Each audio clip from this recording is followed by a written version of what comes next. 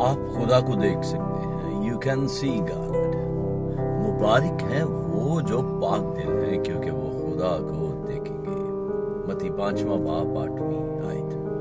خداوند یسوع مسیح کی سلامتی ہمیشہ آپ پر قائم رہے.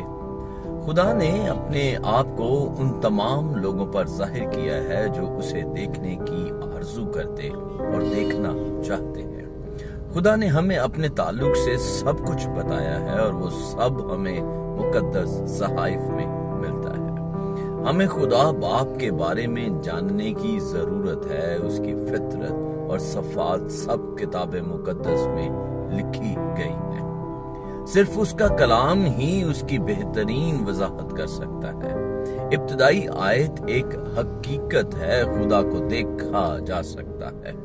موسیٰ نے اسے پیچھے سے دیکھا. خروج کی کتاب 33واں باب اور اس کی 23ویں آیت اس واقعے کو یوں بیان کرتا ہے کہ اس کے بعد میں اپنا ہاتھ اٹھا لوں گا اور تو میرا پیچھا دیکھے گا لیکن میرا چہرہ دکھائی نہیں دے گا.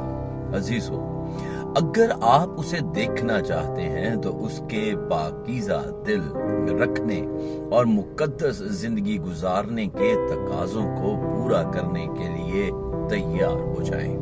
پاکیزگی کے بغیر کوئی بھی خدا کو نہیں دیکھ سکتا. عبرانیوں 12ویں باب کی 14ویں آیت میں روح القدس سکھا رہا ہے کہ سب کے ساتھ میل ملاپ رکھنے اور اس پاکیزگی کے طالب رہو جس کے بغیر کوئی خداوند کو نہ دیکھے گا.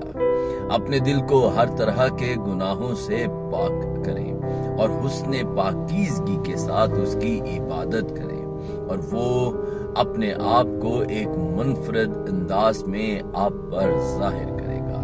یقیناً خدا اپنے آپ کو آپ پر ظاہر کرے گا. ہاللیلویا. آپ پر خدا کی رحمت ہو.